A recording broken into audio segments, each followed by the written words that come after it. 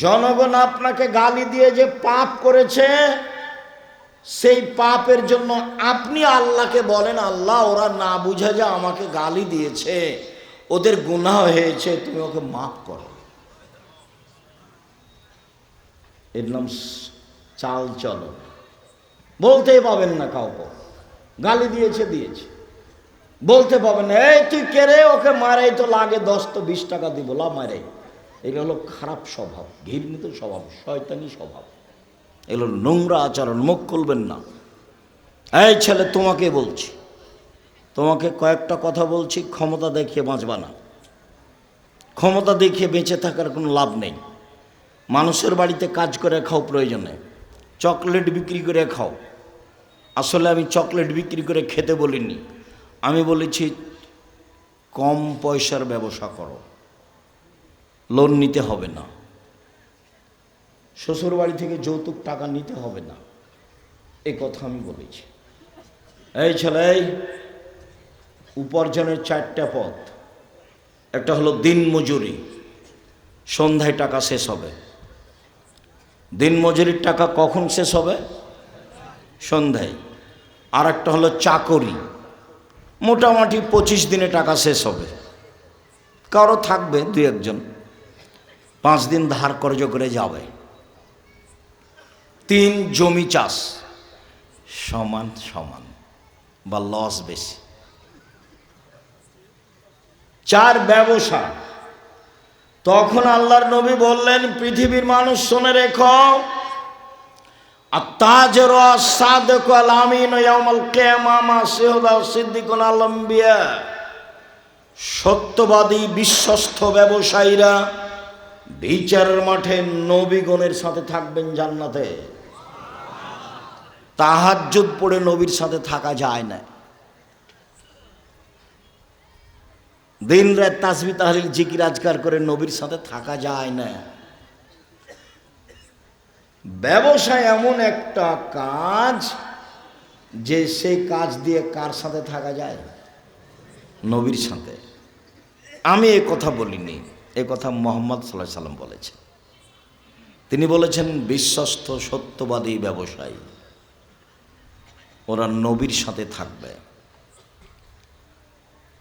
নবীর সাথে সরাসরি থাকবে ওই সব পিতা যারা 2টা মেয়ে লালন পালন করেছে,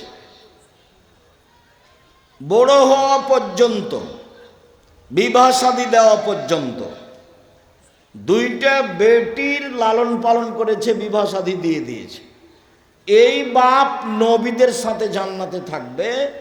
তখন তিনি এই তর্জমার মধ্যমা এই 2টা আঙ্গুলকে দেখিয়েছেন, দেখো এই 2টা আঙ্গুল যেমন জমা হয়ে আছে, 2টা মেয়ের লালন পালন করবে যে বাপ, সেই বাপ আর আমি জান্নাতে এভাবে থাকবো।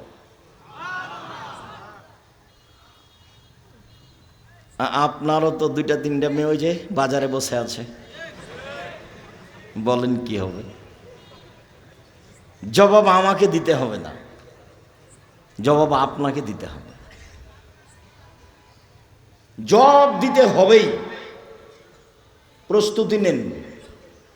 আপনি বুঝতেই পারেননি যে ছেলে মেয়েকে লালন পালন করতে হয় কিভাবে। আল্লাহ নবী বলছেন যে মান কানাত লাহু সালাসা বানাত, কারো যদি 3টা মেয়ে 3টা বেটি থাকে, আল্লামাহুন্না, তাকে যদি বিদ্যা শিখিয়ে দেয়, ও আদাবাহুন্না, তাকে যদি শিষ্টাচার শিখিয়ে দেয়, ও জাওয়াজাহুন্না, যদি তার বিবাহ শাদী দিয়ে দেয়, ও আহসানা ইলাইহিন্না, যদি তার সাথে ভালো আচরণ করে, তাহলে বাপ আর জাহান্নামের মাঝে মেয়েরা থাকবে। জাহান্নাম থেকে ওইদিকে, আর বাপ থাকবে এইদিকে, আর মধ্যে থাকবে মেয়েরা। মেয়েরা বলবে আমার বাপকে জান্নাতে দেন, তারপরে কোনো কথা। আমি এ কথা বলিনি, এ কথা মুহাম্মদ সাল্লাল্লাহু আলাইহি সাল্লাম বলেছেন। আপনি নিজে পড়তে চাইলে আদর্শ নারী বইয়ে দেখেন, আদর্শ পরিবার বইয়ে দেখেন, উপদেশ বইয়ে দেখেন। দিনরাত এখানে সেখানে পয়সা খরচ করেন, এখন বই পুস্তক কিনেন কিনা আল্লাহ ভালো জানে। তবে মনে রাখবেন, জাতিকে কোনোদিন ফাঁকি দিনি। মুখে কলমে মিডিয়ায় জাতির সাথে আছি।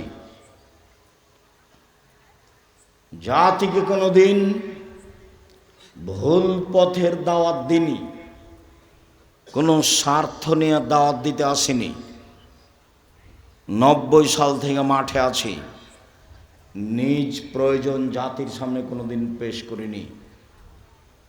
পয়সার বিনিময়ে জাতির সামনে কোনোদিন দাঁড়াইনি, জাতির কাছে কোনোদিন মাথা নত করিনি। মানুষের পয়সা নিয়ে আমাকে বাঁচতে হবে এই হিসাব আমি কোনোদিন করিনি। সম্মানিত দিনী ভাই বোন, মুখে বলেছি জাতির জন্য, কলমে লিখেছি জাতির জন্য, মিডিয়ায় এসেছি জাতির জন্য, জামিয়া সালাফিয়া গড়ছি জাতির জন্য, টেকনাফ থেকে তেঁতুলিয়া পর্যন্ত মক্তব গড়েছি, গড়ব ইনশাল্লাহ জাতির জন্য। আল ইতিসাম টিভি অনলাইন জাতির জন্য, আল ইতিসাম পত্রিকা জাতির জন্য। এতে আমি কোনোদিন কোনো স্বার্থ ভোগ করিনি। আমি আপনাদের জামিয়া সালাফিয়া পড়িয়া বেতন নিই না, আমি জামিয়া সালাফিয়ার কাছে ঋণী নই। আমার মনে বড় সাথ, এই দেশের মাটিতে আমি উন্নত মানের প্রতিষ্ঠান গড়বই গড়ব ইনশাআল্লাহ। যেখানে ছেলে মেয়ে বাংলা ইংরেজি আরবি উন্নত মানের শিক্ষা অর্জন করে জাতির অন্যায়ের বিরুদ্ধে লড়বে, মুখে কলমে মিডিয়ায় লড়বে। শুধু আপনার স্বার্থে দেশ বিদেশ থেকে শিক্ষক নিয়ে এসে রেখেছি, যাদের মাসে বেতন লাগে 40 লক্ষ। শুধু খালি এক মাসে বেতন লাগে 40 লাখ। অতএব আপনি বই পুস্তক পত্রিকা সব কিছু মূল্যায়ন করবেন, এটা আমার ঐকান্তিক দাবি। সাথে সাথে কোন থানা এটা? নাচল থানা, চাঁপাইনবাবগঞ্জ। চাঁপাইনবাবগঞ্জ আমার জন্মভূমি। চাঁপাইনবাবগঞ্জের মহিলা পুরুষকে আমি বলতে চাই, নিজ স্বাধীনতায় চলে, ভুল পদ্ধতিতে চলে আমি আব্দুর রাজ্জাক বিন ইউসুফ উপেক্ষা করে সফল হবেন এটা আপনি মনে করিয়েন না। আমি আপনার পাশে থাকতে চাই, এটা আমার দাবি। আপনি মহিলা বৈঠক ডেকে বুবু বুবু বলে, ধর্মের নামে এইসব কিছু বলে পরকাল সফলতা অর্জন করতে পারবেন না, আপনার ভুল হিসাব। জাতির যদি রাস্তাঘাট করে দিতে না পারি, জাতির যদি স্কুল কলেজ করে দিতে না পারি, জাতিকে চূড়ান্ত সঠিক ধর্ম দিতে পারবো ইনশাআল্লাহ। ধর্মের ব্যাপারে জাতিকে ফাঁকি দিয়ে পরকাল হারাতে রাজি নই, এই জিম্মেদারি নিনি। কাজেই আপনি চাঁপাইনবাবগঞ্জ জেলার মানুষ হিসেবে, আমি আপনার জন্মভূমি জেলার মানুষ হিসেবে ভিতরে সংকীর্ণতা না রেখে কাছে এসে কিছু পরামর্শ দিবেন, ধর্মের ব্যাপারে পরামর্শ নেবেন, এটাই আমি আপনার বাড়ির মানুষ হিসাবে আমার ঐকান্তিক দাবি। সম্মানিত দিনী ভাই বোন, দেশ বিদেশের বড় বড় বিদ্বান থাকবেন সেদিন 6 তারিখ 6-7 নভেম্বর। সেদিন নিজের সম্মেলন মনে করে উপস্থিত থাকবেন। 16 থেকে 18 লক্ষ টাকা খরচ হয় এই প্রোগ্রামে।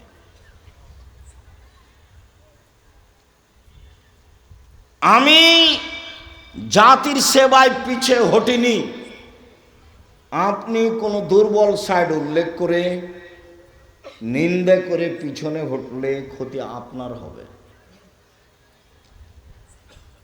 বলছিলাম মহান আল্লাহ বলেন, মুহাম্মদ সাল্লাল্লাহু আলাইহি সাল্লাম আপনি মানুষকে মাফ করুন। মুহাম্মদ সাল্লাল্লাহু আলাইহি সাল্লাম আপনি মানুষের জন্য ক্ষমা চান, প্রতিশোধ নেবেন না।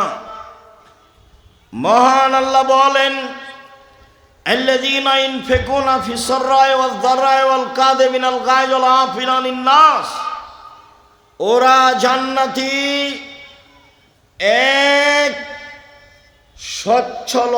অসচ্ছল অবস্থায় দান করে যারা, বেশি টাকা আছে লক্ষ টাকা দান করে যারা, কম টাকা আছে 5 টাকা 10 টাকা দান করে যারা, তারা জান্নাতে যাবে। 2 অল কাযিমিনাল গায়জ, রাগকে দমন করে, রাগ দিয়ে বিচার করে না, রাগ দিয়ে প্রতিশোধ নেয় না, স্ত্রীকে গালি দেয় না, ভাইয়ের সাথে ঝগড়া করে না, দলাদলি করে মানুষের সাথে মারামারি করে না, মানুষকে জেল হাজতে দেয় না, মানুষকে নিয়ে মিছিল মিটিং করে না, মানুষের ক্ষতি করে না, মানুষকে মাফ করে যে সে জান্নাতে যাবেই। আল্লাহ আফিনানিন নাস, মানুষকে মাফ করে যে সে জান্নাতে যাবে। 1 ধনী হোক গরিব হোক দান করে যে। 2 রাগ দিয়ে কাজ নেয় না যে। 3 মানুষকে মাফ করে যে, এরা জান্নাতে যাবে।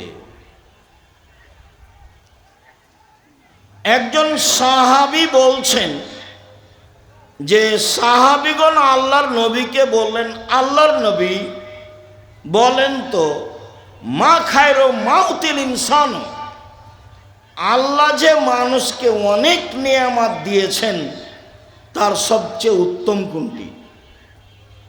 সবচেয়ে উত্তম নিয়ামত কোনটি? এই ছেলে, ওই ছেলেটা ভিতরে হাঁটছে কেন? আপনি খেয়াল করছেন না? আপনার পাশে তো ও তো কথা বুঝবে না, ও তো মনে করছে এই যে আমি একটু ঘুরে আসি।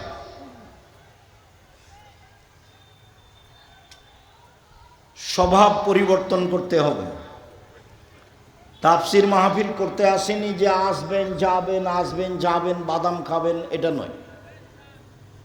চায়ের স্টলে বসে থাকবেন, এই নোংরা ন্যাক্কারজনক ঘৃণিত স্বভাব ত্যাগ করবেন।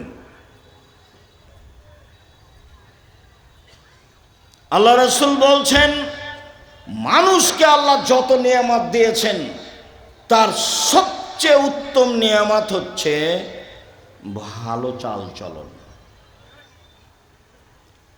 নওয়াস ইবনে সামান রাদিয়াল্লাহু তাআলা আনহু বলেন, রাসূল সাল্লাল্লাহু আলাইহি সাল্লামকে জিজ্ঞাসা করা হলো, আল্লাহর নবী, মাল বিররু ওয়াল ইসমা, পাপ কি জিনিস নেকি কি জিনিস? আল্লাহর নবী উত্তরে বললেন, আল বিররু হুসনুল খুলুক, পৃথিবীর মানুষ মনে রেখো, নেকি হলো ভালো চাল চলন। আল্লাহর নবী উত্তরে বললেন না হজ হলো নেকি।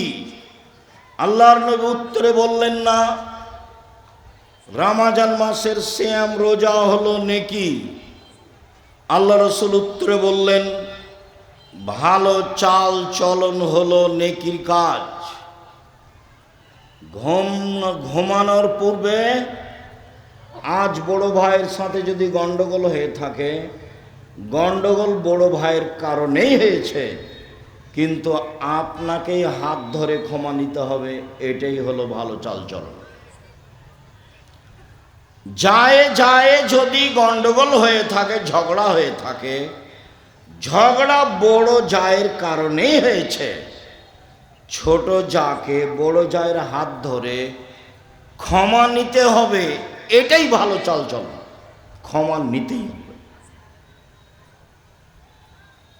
সম্মানিত দিনী ভাই বোন,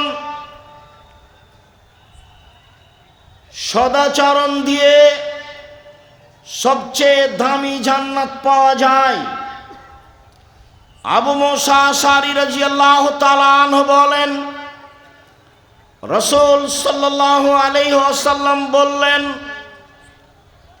মনে রেখো জান্নাতে কতগুলি ঘর রয়েছে, যার বাহির থেকে ভিতর দেখা যায়, ভিতর থেকে বাহির দেখা যায়, উন্নত মানের পদার্থ দিয়ে তৈরি।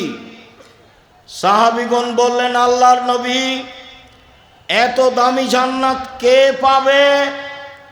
আল্লাহ রাসূল উত্তরে বললেন, ভালো চাল চলন যার সে পাবে। সদাচরণ দিয়ে সবচেয়ে দামি জান্নাত পাওয়া যায়। সদাচরণ দিয়ে জান্নাতুল ফেরদাউস পাওয়া যায়। উমামা বাহিলী রাদিয়াল্লাহু তাআলা আনহু বলেন, রাসূল সাল্লাল্লাহু আলাইহি সাল্লাম বললেন, পৃথিবীর মানুষ শুনে রেখো, যে ব্যক্তি তর্ক করবে না সত্য হলেও, আব্দুর রাজ্জাক সাহেব এটা বলেছেন, আরে না এটা বলেছেন, আরে না এটা বলেছেন, আসসালামু আলাইকুম, গেলাম, আমি তর্ক করতে রাজি নই। সত্য হলেও যে তর্ক করবে না, আমি মুহাম্মদ সাল্লাল্লাহু আলাইহি সাল্লাম তাকে একটা জান্নাতে ঘর নিয়ে দিব। অমান তারাকাল কিজবা ওয়াইন কানা মাঝে, মজাক করে হলে কেউ যদি মিথ্যা কথা ছেড়ে দেয়, আমি মুহাম্মদ সাল্লাল্লাহু আলাইহি সাল্লাম তাকে জান্নাতে একটা ঘর নিয়ে দিব। রাসূল সাল্লাল্লাহু আলাইহি সাল্লাম বলেন, আলাল জান্নাহ লিমান হাসানা খলকাহু, কেউ যদি সুন্দর চাল চলন করে, আমি তাকে জান্নাতুল ফেরদাউস নিয়ে দিব। সম্মানিত দিনী ভাই বোন, তিনটে মেয়ের লালন পালন করলে, দুইটা মেয়ের লালন পালন করলে নবীর সাথে জান্নাতে থাকা যায়, কিন্তু কোন জান্নাত সেটা উল্লেখ করা হয়নি। আর এখন আল্লাহ রাসূল বলছেন, কারো যদি ভালো চাল চলন হয়, তাহলে সে কোন জান্নাতে থাকবে? জান্নাতুল ফেরদাউস। ভালো চাল চলন জীবনে একটি জরুরি কাজ। ভালো চাল চলনে রুজি বেশি হয়ে যায়, ভালো চাল চলনে বয়স বেশি হয়ে যায়। আনাস রাদিয়াল্লাহু তাআলা আনহু বলেন, রাসূল সাল্লাল্লাহু আলাইহি সাল্লাম বলেছেন, মান সাররাহু আইয়ুবসাতা লাহু ফি রিজকিহি ওয়া ইয়ানসা লাহু ফি আসরিহি, যে চায় তার বয়স বেশি হয়ে যাক, যে চায় তার রুজি বেশি হয়ে যাক, ফালইয়াসিল রাহিমাহু, সে যেন সদাচরণ করে। সদাচরণ করলে রুজি বেশি হবে, সদাচরণ করলে বয়স বেশি হবে। এই ছেলে, তোমরা যারা দায়িত্ব পালন করছো, দেখো তো ওইদিকে কি কোনো ছেলেরা দৌড়াদৌড়ি করছে? আমি এখান থেকে শব্দ শুনতে পাচ্ছি কেন? দায়িত্ব পালনের ছেলেরাই আমাদের। তোমরা এইদিকে পাহারা দিচ্ছ না,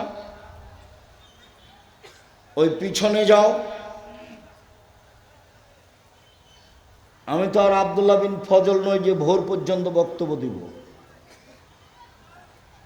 আমরা একটা পর্যায়ে চলে আসছি, কাজে কেউ হেঁটে বেড়াবে, গল্প করবে, এই নোংরা স্বভাবের লোক তো আমি চাইনি। কাজে তোমরা এটা পাহারা দাও, চতুর্দিকে পাহারা দাও। যারা দাঁড়িয়ে গল্প করছে তাদেরকে ভিতরে আসতে বলো, না হলে চলে যেতে বলো। ওদের জন্য তো বাজার একটা বড় আছে, দেখে আসলাম। অনেক জিলাপি, অনেক খাওয়ার জিনিস আছে। আমি আমার জীবনে কোনোদিন চায়ের স্টলে বসিনি। আমার মা বলতো, এক, দোকানে বসিও না, দুই, প্রাইভেট পড়ায় না, 3, কারোর সাথে বন্ধুতালি করো না। 4, দাওয়াত খায়ও না। আমার মাঝে কি বুঝতেন? 1, দোকানে বসিও না। 2, প্রাইভেট পড়ায়ও না। 3, কারোর সাথে বন্ধুতালি করো না। 4, দাওয়াত খায়ও না। আমার মা আমার সাথে পিছে পিছে হাঁটতেন আর এই 4টা কথা বলতেন। আমরা তো কোনোদিন জীবনে দোকানে বসিনি মনে হয়। বেঁচে আছি তো।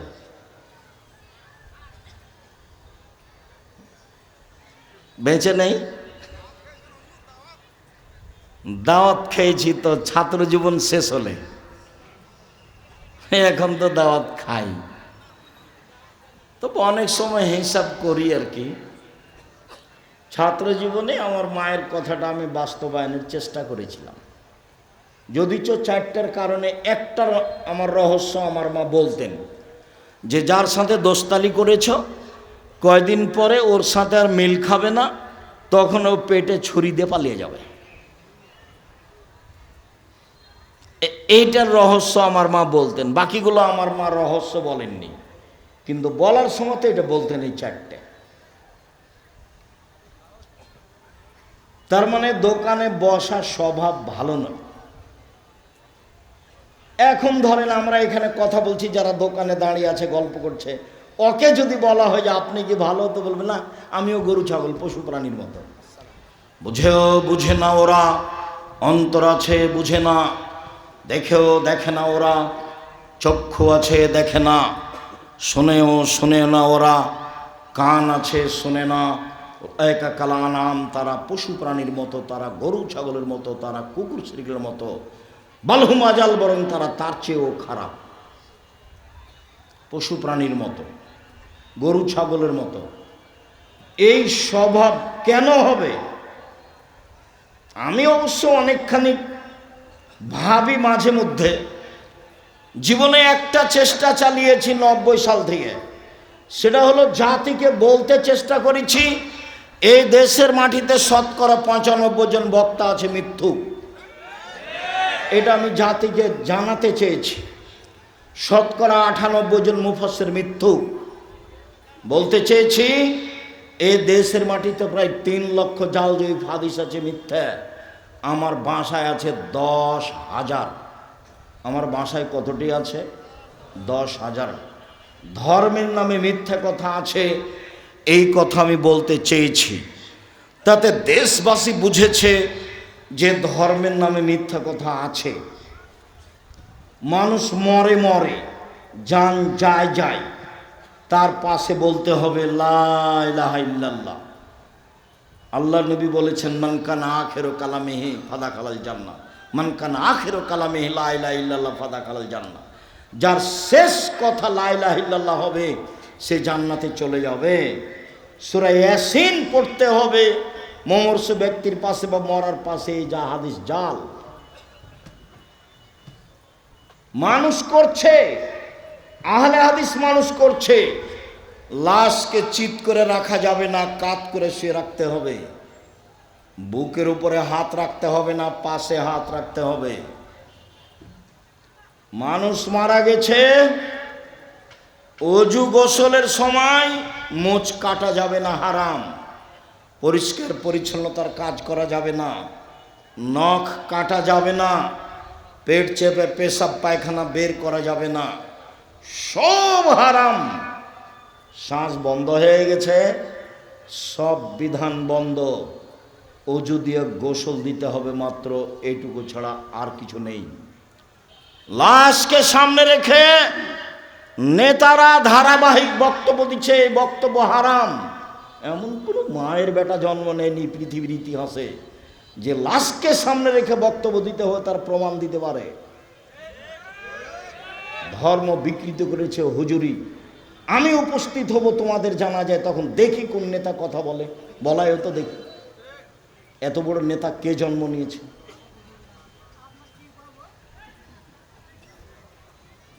তোমাদের এলাকায় ওরকম পরিবেশে একদিন আসি, আমি তো এসেছিলাম মৌলানা সাহেবের জানাজা ডক্টর আসাদুল্লাহ গালেব জানাজা করেছিলেন, এই যে আরে আলাদিপুর মাদ্রাসার মৌলানা শামসুদ্দিন সাহেব। আমরা সেদিন ছিলাম।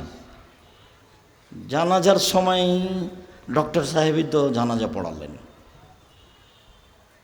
এমন তো দুঃসাহস কেউ করে না, করে সে কিছু করবে এটা আমি ধারণাও করি না। তার মানে কোনো এমপি মন্ত্রী কোনো চেয়ারম্যান মেম্বারের অধীনে আমি জামিয়া সালাফিয়া চালাই না। জামিয়া সালাফিয়া বৈদেশিক পয়সা দিয়ে চলে না। জামিয়া সালাফিয়া কোনো বড় ধরনের বৃত্তশালী দিয়ে চলে না। জামিয়া সালাফিয়া কোনো লোকের কথা দিয়ে চলে না। জামিয়া সালাফিয়া কোনো কমিটি দিয়ে চলে না। জামিয়া সালাফিয়া একটা সৈন্যের উপরে আছে, মাসে 40 লাখ টাকা বেতন লাগে। কেউ ক্ষমতা দেখে একটা কাজ করে নিবে এমন দুঃসাহস মাটিতে নেই। কেউ এমন দুঃসাহসের মানুষ মাটিতে নেই।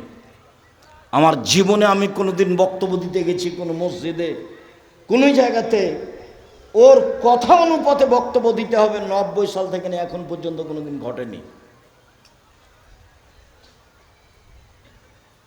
সম্মানিত দিনী ভাই বোন, এই জন্য আমি দাবি রাখি যে আমি আব্দুর রাজ্জাক বিন ইউসুফ কোনো এলাকায় গেলে সে এলাকার ভাই বোন আত্মীয় স্বজন মানুষজন সবাই আসবে, এমনকি হিন্দু আসবে, আমি তার কিছু না কিছু উপকার করবই করব ইনশাআল্লাহ।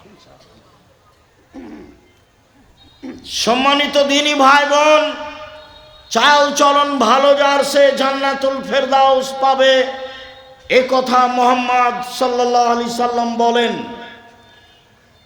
3টা মেয়ের লালন পালন করলে, 2টা মেয়ের লালন পালন করলে নবীর সাথে জান্নাতে থাকা যাবে, তবে জান্নাতুল ফেরদাউসের কথা নেই। পৃথিবীতে একটাই ইবাদত, সেটা হলো ভালো চাল চলন, যার বিনিময় হলো জান্নাতুল ফেরদাউস। সম্মানিত দিনী ভাই বোন, ভালো চাল চলনে বয়স বেশি হয়ে যায়, ভালো চাল চলনে রুজি টাকা পয়সা বেশি হয়ে যায়। মুখ খারাপ করে ব্যবসা বাণিজ্য করবেন না, মুখ খারাপ করে জাতিকে ক্ষমতা দেখাবেন না। মাটির মানুষ মাটির মতো হয়ে থাকবেন। যত উপস্থিত মহিলা আছেন, আপনাকে অনুরোধ করে বলছি, শাশুড়িকে উপেক্ষা করে কথা বলবেন না, মাকে উপেক্ষা করে কথা বলবেন না, ননদকে উপেক্ষা করে কথা বলবেন না, জায়ের ছেলে মেয়ে যাকে দেখে উপেক্ষা করে কথা বলবেন না। নরম হয়ে যান, মুখামুখি উত্তর নেই, ফল ভালো হবেই হবে। মুরব্বী আপনাকে বলছি, আল কেটে জমি বাড়াবেন না। আপনাকে বলছি, ক্ষমতা দেখিয়ে মানুষের নামে মামলা করবেন না। দাপট দেখিয়ে মানুষকে অপমান খাটো করবেন না। চাঁপাইনবাবগঞ্জ নাচলের ভাষায় মানুষকে গালি দিবেন না, জান্নাত হবেই হবে ইনশাআল্লাহ। সম্মানিত দিনী ভাই বোন, আব্দুল্লাহ ইবনে আমর বলেন, রাসূল সাল্লাল্লাহু আলাইহি ওয়াসাল্লাম বলেছেন, 4টা জিনিস আছে যার, সব কিছু আছে তার, ইহকাল আছে তার, পরকাল আছে তার, জান্নাত আছে তার। 4টা জিনিস আছে যার, সব কিছু আছে তার, ইহকাল আছে তার, পরকাল আছে তার, জান্নাত আছে তার। 1, হিফজ আমানাতিন, আমানতের রক্ষা। আমানত খুব কঠিন জিনিস। চেয়ারম্যান মেম্বার এমপি মন্ত্রীকে বললে বোঝা যাবে আমানত কি জিনিস। মাদ্রাসার প্রিন্সিপাল হেড মাওলানা, মসজিদের সভাপতিকে বললে বোঝা যাবে আমানত কি জিনিস। আর তোমরা স্কুলের ছাত্র, ক্লাস 10-এ পড়ছো, সবাই মিলে টাকা উঠে একটা করবে অনুষ্ঠান। তো দুইজনকে বাজারে পাঠিয়েছ, তো ওরা কিছু উপহার দেওয়ার জন্য জিনিস কিনেছে, ওরা আবার নাস্তা করেছে দুইজন মিলে, দিয়ে 90 টাকা নাস্তা করে জিনিসের দামটা বেশি বেশি করে দামের সাথে 90 টাকা শেষ করে দিয়েছে।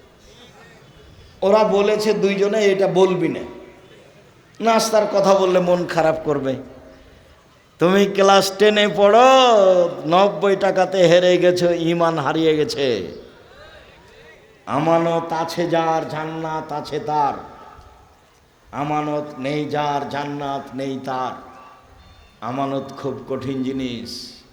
আমানত আছে যার, ইহকাল আছে তার, পরকাল আছে তার। তাই তো আমি বলেছি, সমাজের দায়িত্বশীল যদি জানতো আমানতদারি দায়িত্ব কত কঠিন, তাহলে জনগণকে বলতো, জনগণ আপনাদের ভোটে আমি নির্বাচিত চেয়ারম্যান, আমার দায়িত্ব নেওয়া ভুল হয়েছে।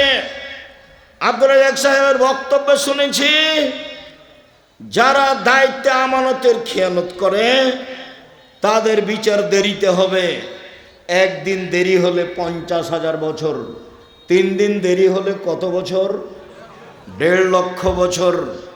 আমি চলে গেলাম, আসসালামু আলাইকুম, আমার বাবার জমি আছে 10 শতক, বেগুন চাষ করে খাবো, এই রুজি খেতে আমি রাজি নই।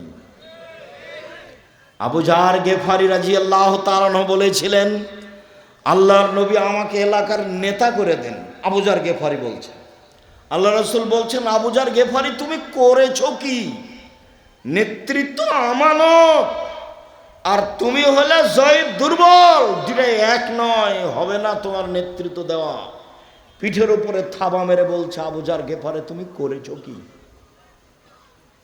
বিচারের মাঠে নেতার সামনের চুলকে ধ্রুবসার তারার সাথে বেঁধে ঝুলিয়ে রেখে দিবেন। এরপরেও বলবে, এইভাবে আমার ঝুলে থাকা ভালো দুইজনের মাঝে দায়িত্ব পালন করার চেয়ে। সবাই দেখতে পারেন, প্রত্যেকটা হাদিস গ্রন্থে আছে নির্বাচন অধ্যায়, রাজত্ব পর্ব। অতএব আমানতদারি আছে যার, জান্নাত আছে তার। 2 হুসন খালিকাতিন, যার জান্নাত আছে তার।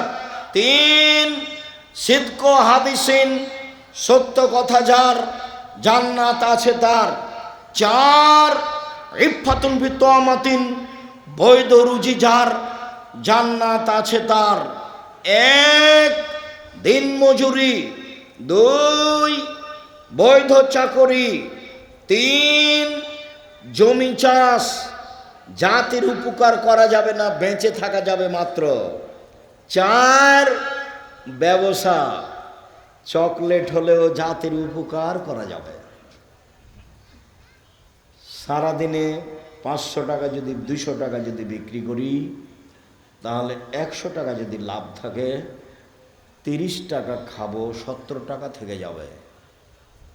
আর লিখতে সাধনিষ্ফুল মাইশা, মুহাম্মদ সাল্লাল্লাহু আলাইহি ওয়াসাল্লাম বলেন, বিবেচনা করে মধ্যম পন্থায় খরচ করা অর্ধেক জীবিকা নির্বাহ। মধ্যম পন্থায় খরচ করা অর্ধেক জীবিকা নির্বাহ। আয় অনুপাতে ব্যয় করা অর্ধেক জীবিকা নির্বাহ। বোকামি খরচ করলে সংসার ধ্বংস হবে। আর বউ যদি হস্তিনী হয়, তাহলে সংসার এমনিতেই ক্ষতিগ্রস্ত হবে। হস্তিনী কি জিনিস? ঘর বাড়ি ভালো করে ঝাড়ু দেয় না, জিনিসপাতি ভালো করে সাজগোজ করে রাখে না, চাউল তরি তরকারি এসবগুলো ঢেকে রাখে না। আল্লাহ রাসূল বলছেন, পৃথিবীর মানুষ শোনো, এজাম সাইতুম কুফু সিবিয়ানাকুম, সন্ধ্যার সময় বাচ্চাদের ধরে রাখো, এই সময়তে শয়তান ছড়িয়ে পড়েছে। রাত একটু পার হলে বাচ্চা ছেড়ে দাও।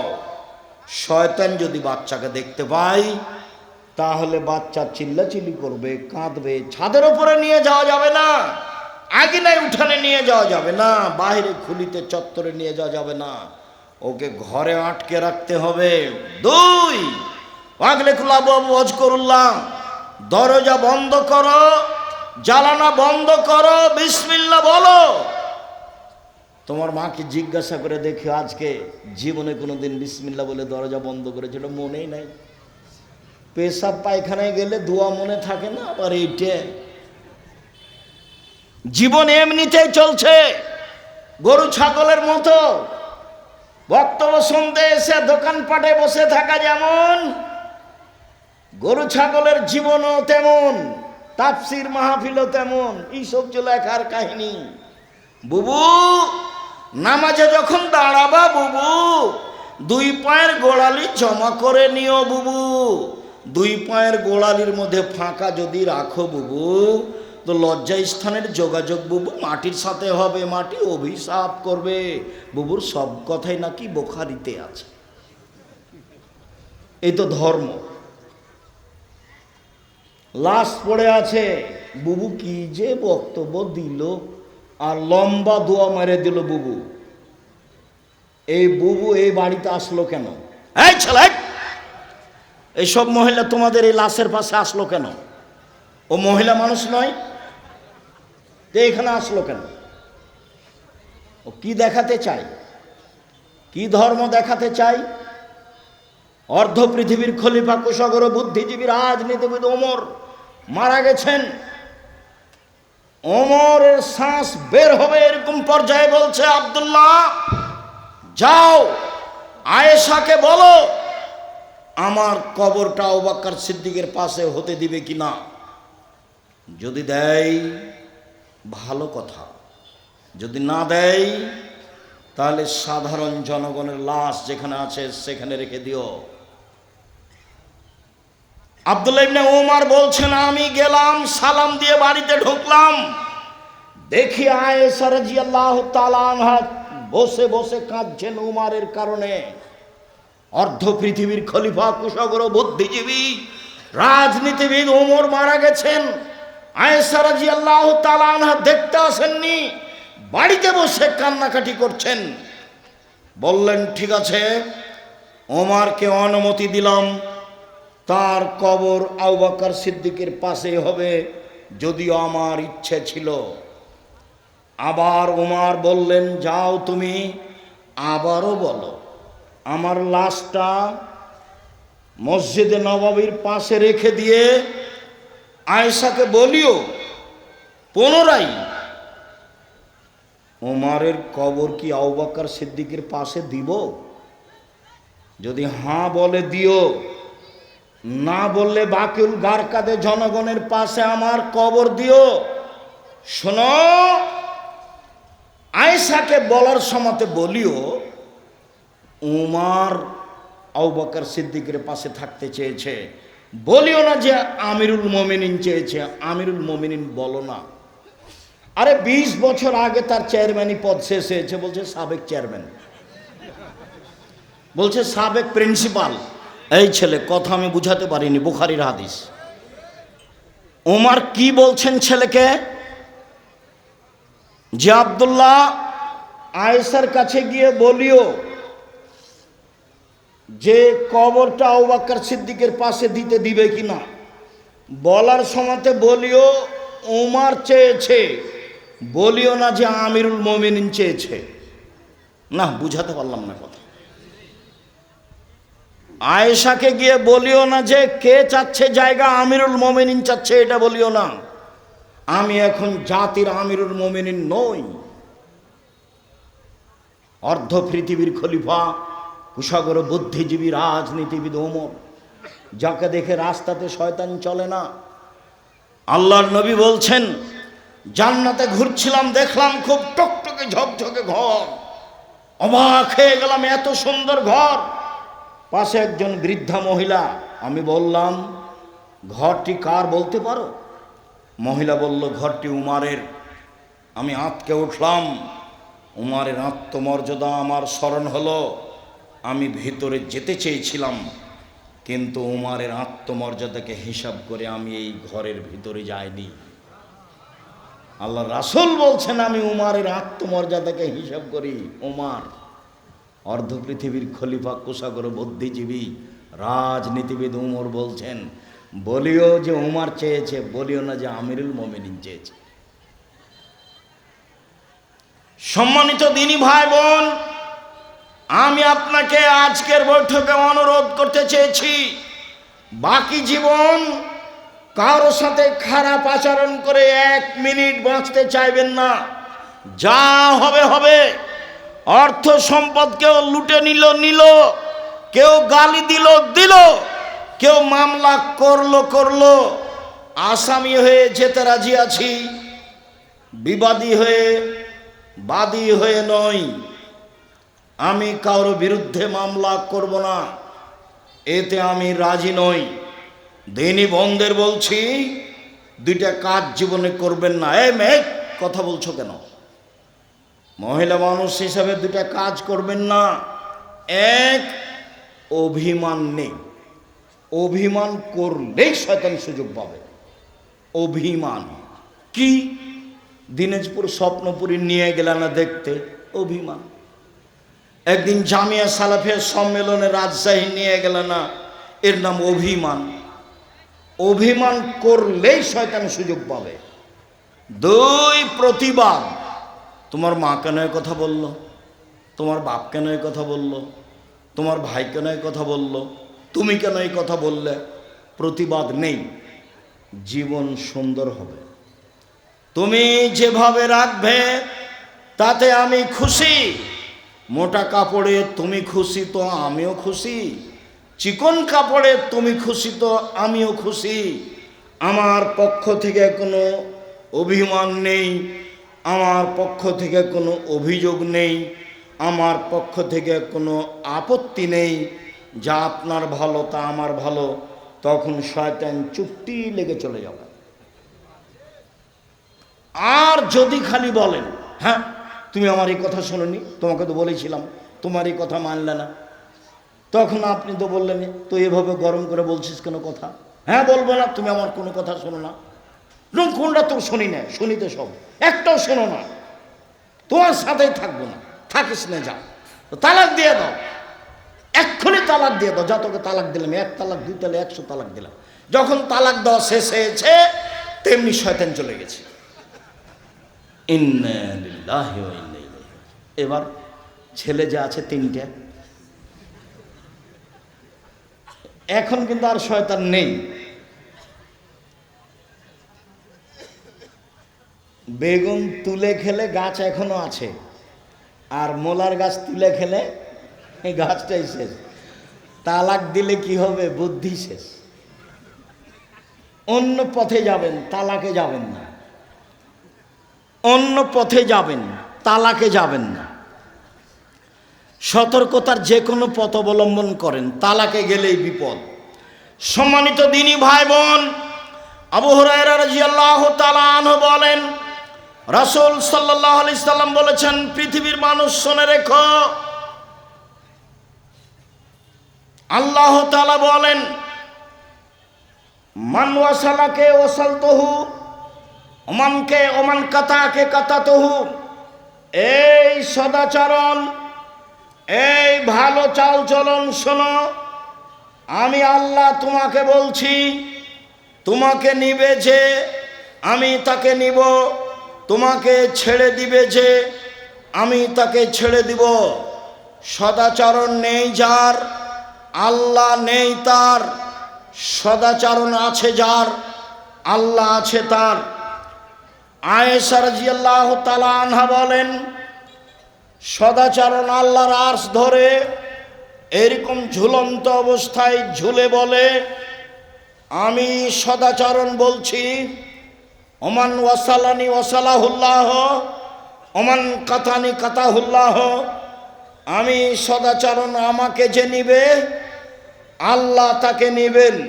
আমি সদাচরণ, আমাকে যে ছেড়ে দিবে আল্লাহ তাকে ছেড়ে দিবে। আব্দুর রাজ্জাক সাহেব, দুনিয়াতে যারা জুলুমবাজ, টাকা পয়সা তাদের, যারা হিন্দু ও মুসলিম টাকা পয়সা তাদের, আপনি তো বলছেন সদাচরণ যার আল্লাহ তার, সদাচরণ নেই যারা আল্লাহ নেই তার।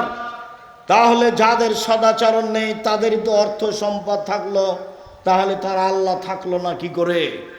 শুনুন, দুনিয়া সবাই ভোগ করতে পারে, আর দুনিয়া হুলুয়াতুন খাজেরা, দুনিয়া হচ্ছে মিঠে বস্তু, একলাহাল বারল ফাজেরও। ভালো মানুষও খায়, মন্দ মানুষও খায়, পরকাল ভালো মানুষের জন্য। অতএব দুশ্চিন্তা ভোগ করবেন না, কষ্ট হলেও সদাচরণের বিনিময় জান্নাত, ফল ভালো হবেই হবে। টাকা কম আছে, শান্তি বেশি আছে, কারোর সাথে ঝগড়া নেই, মামলা মোকদ্দমা নেই, নিশ্চিন্তায় থাকি, পয়সা অল্প উপার্জন করি, দিন কাটাই। আবু মুসা আশআরী রাদিয়াল্লাহু তাআলা আনহু বলেন, রাসূল সাল্লাল্লাহু আলাইহি সাল্লাম বলেছেন, আল মুমিন লিল মুমিন কাল বুনিয়ান ইয়াশুদ্দু বাযুহু বাযান। একজন মুমিন আর একজন মুমিনের সাথে এইভাবে আঙ্গুলগুলি আঙ্গুলের মধ্যে ঢুকিয়ে দিলেন, যেমন এইটা যেমন থাকে মুসলমান আপোষে থাকবে তেমন। নোমান ইবনে বাশির বলেন, রাসূল সাল্লাল্লাহু আলাইহি সাল্লাম বলেছেন, আল মুমিন কারাজুলিন ওয়াহিদ, আল মুমিনুনা কারাজুলিন ওয়াহিদ। সারা পৃথিবীর মানুষ যেন একটাই। ইনিস্তাকা আইনুহু ইস্তাকা কুল্লুহু। চোখে ব্যথা হলে সম্পূর্ণ শরীর ব্যথা বুঝে। ইনিস্তাকা রাসু ইস্তাকা কুল্লুহু। মাথায় ব্যথা হলে সম্পূর্ণ শরীরে ব্যথা বুঝে। পাশে একটা মুমিন বিপদে পড়েছে, দৌড়িয়ে যেতে হবে, কি হয়েছে, সমস্যা কি, ডাক্তার ডাকবো, অ্যাম্বুলেন্স লাগবে, কোনো টাকা পয়সা লাগবে কি? এর নাম হচ্ছে একজনের ব্যথা আর একজন বুঝে। দল সংগঠন করো যদি, তাহলে কেউ যদি বিপদে পড়ে তাহলে তোমার মনটা বলে ঠিক হয়েছে, ঠিক হয়েছে, উচিত হয়েছে। আর আমি নিজে চোখে গরু জবাই করতে দেখেছি। শত্রুপক্ষ বিপদে পড়েছে, তখন এ কি করেছে? গরু জবাই করতে দেখেছি। দুইটা কাজ আমি নিচে দেখেছি। তাহলে গরু জবাই করতে আমি নিজে দেখেছি, আর দুই ভাই গন্ডগোল করে ঢেঁকি কেটে ভাগ করে নিয়েছে, এটা আমি নিজে দেখেছি। ঢেঁকি কেটে ভাগ করে নিয়েছে। এই ছেলে শোনো, ভাইয়ের সাথে গন্ডগোল করবো না, বড় ভাই যা বলছে তা শোনো। তুমি ভাইয়ের রুজি নিয়ে দুনিয়াতে আসনি, তোমার রুজি তোমার তাকদিরে আছে। তুমি তোমার মাকে বলতে শিখো, চিন্তা করবেন না আম্মা, বোন আমার কাছে খাবে, ভাগনারা আমার কাছে খাবে, বোনের স্বামীরা আমার কাছে খাবে, আমার আব্বার যত আত্মীয় স্বজন আছে আমার কাছে খাবে, আপনার আমার মায়ের যত আত্মীয় স্বজন আছে সব আমার কাছে খাবে। শোনো, মন বড় করো, রুজি উপরে আছে। তুমি তোমার বউ দুইজন মিলে রুজি উপার্জন করছিলে, একটা ছেলে হলো 3 জন করছো, আর একটা মেয়ে হলো 4 জন করছো, আরও ছেলে মেয়ে হলো অনেক করছো। তাহলে তোমার হাত দিয়ে আল্লাহ দেখো কত রুজি দিচ্ছে। তোমার বোন আসলে সেটাও হবে, তোমার ভাগ্নের আসলে সেটাও হবে। উপর থেকে একটা আল্লাহর দয়া থাকবে, তোমার ভালো আচরণের কারণে তোমার অর্থ সম্পদ বাড়তে থাকবে, কোনোদিন পিছিয়ে হটিও না।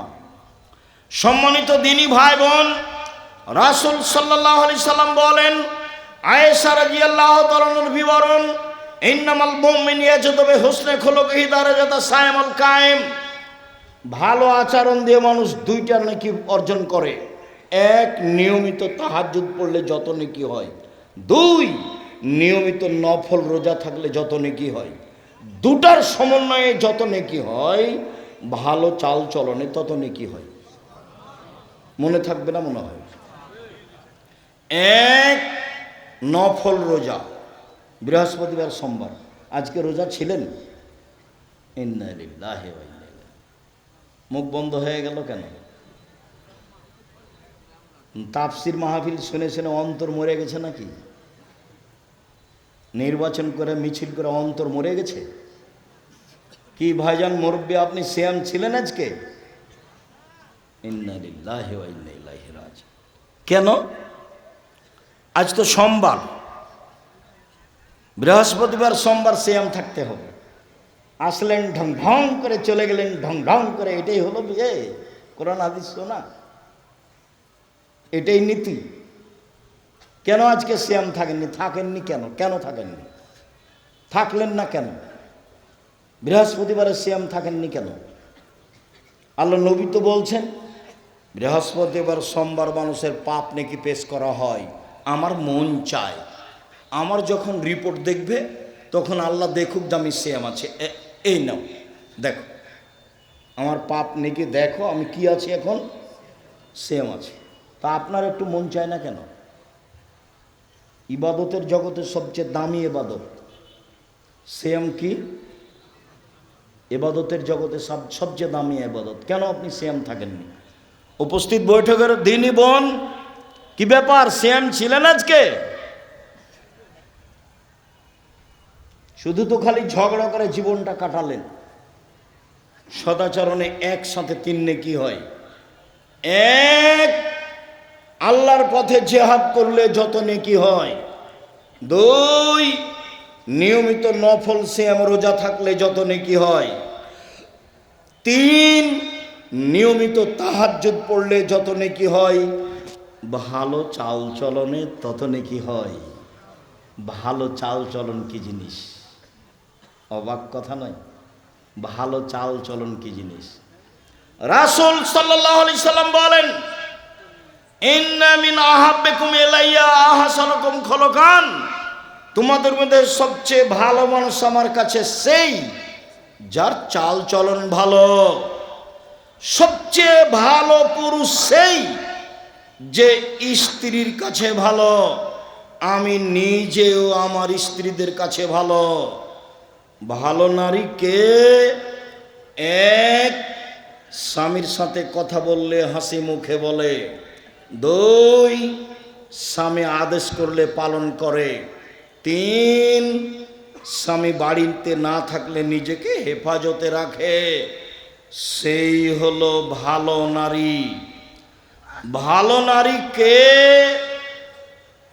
1, স্বামীর সাথে চলে প্রেম প্রীতি ভালোবাসা নিয়ে। 2, আল মওলুদ, বেশি বেশি সন্তান দিতে পারে।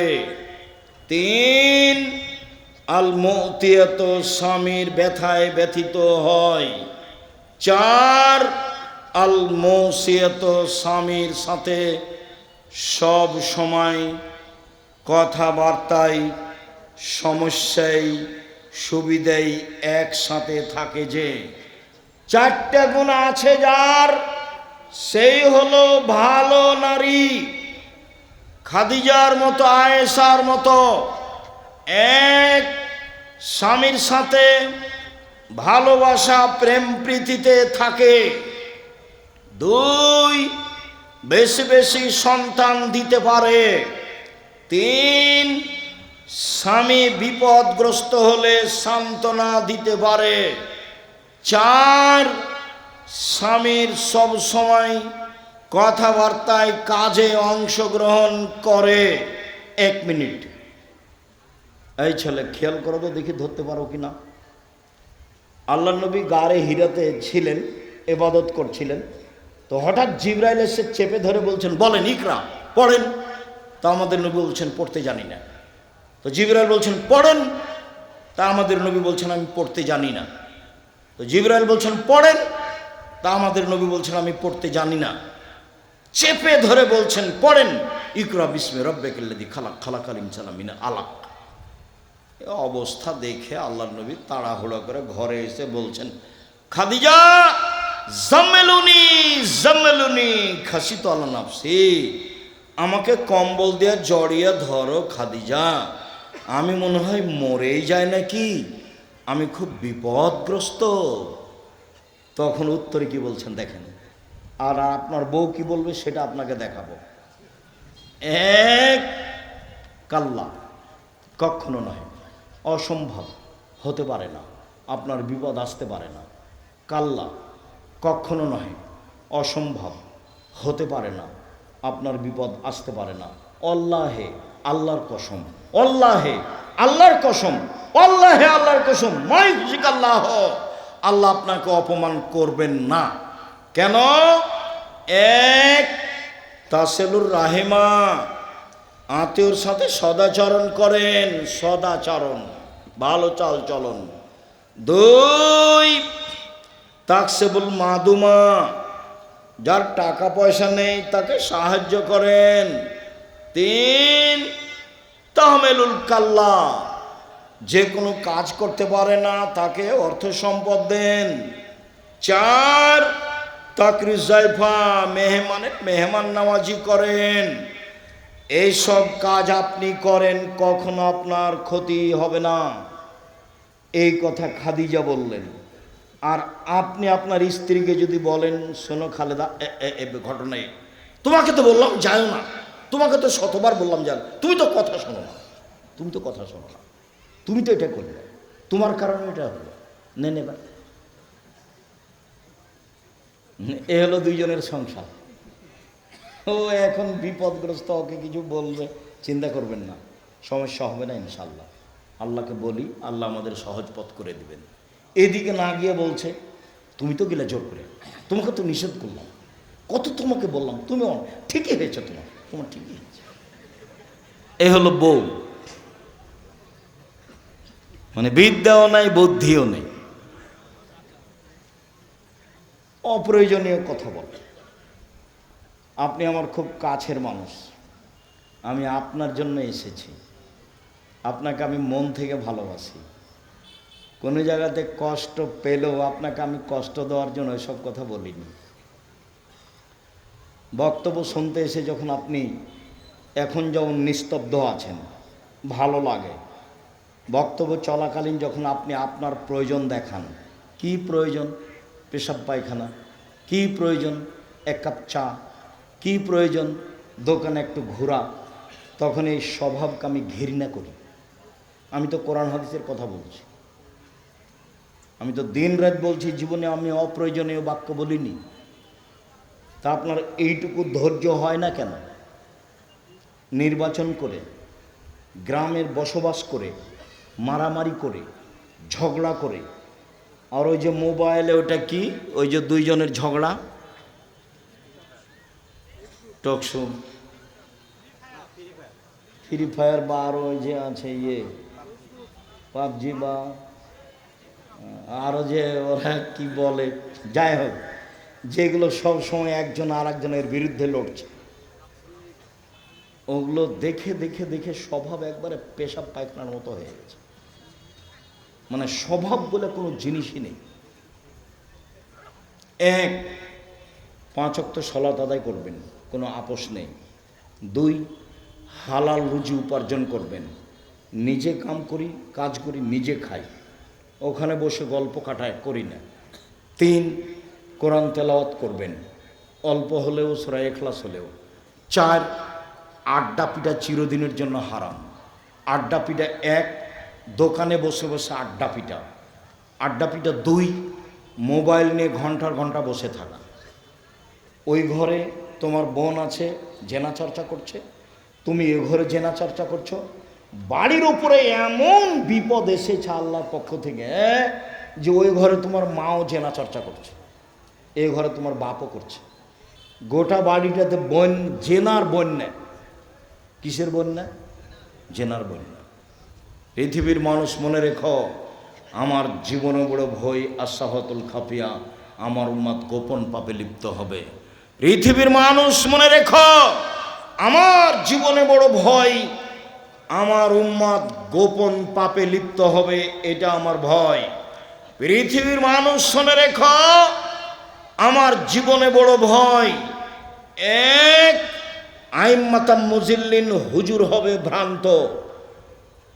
বক্তৃতার জগৎ এমন একটা জগৎ, বিদ্যা লাগে না, থুঁথির জোর যার সেই বক্তা। অথচ নাচল থানার কোনো একটা হেডমাস্টারের যদি পা ধরে বলেন যে আমার এই ছেলেটা পড়াশোনা জানে না, একে পিয়ন হিসেবে নেন, তো হেডমাস্টার নিবে না। অথচ পিয়ন ঘন্টা মারার জন্য ম্যাট্রিক পাস করা লাগবে, এক গ্লাস পানি নেওয়ার জন্য লাগবে, কাগজগুলো এই টেবিল থেকে ওই টেবিল দেওয়ার জন্য ইন্টার পাস করা লাগবে, তো হেডমাস্টার নিবে না কেন? দেন দেন দেখি, পা ধরে দেন। আর বক্তা দেখেন আল্লাহর হস্তে পড়তে জানে না, অথচ বলতে পারে, কি যে বলে ও নিজেও বুঝে না, অথচ জাতির সামনে বাস ভালো খাওয়া, ভালো বিদায়, ভালো সব কিছু, ভালো গাড়ি চলছে। আল্লাহ রসুল বলছেন আমার জীবনে বড় ভয় ভ্রান্ত আলেম ওলামা। একবার বলছেন পৃথিবীর মানুষ শুনে রেখো, এখনো তো মিম্বাদি আইম্মা, আমার পরে কতগুলি আলেম ওলামা হবে, ইস্তান্নু বেগের সুন্নতি ওয়াহিদুন বেগের হাদিয়াতি, আমার আদর্শ ছাড়া অন্য আদর্শ ধরে বলবে এটাই রাসূলের আদর্শ, আমার সুন্নাত বাদ দিয়ে অন্য সুন্নাত ধরে নে বলবে এইটাই রাসূলের আদর্শ। ওদের দেখতে লাগবে মানুষ, ওদের অন্তর হলো শয়তানের অন্তর। মাওলানা সাহেবকে দেখতে লাগবে মানুষ, মাওলানা সাহেবের অন্তর হবে শয়তানের অন্তর।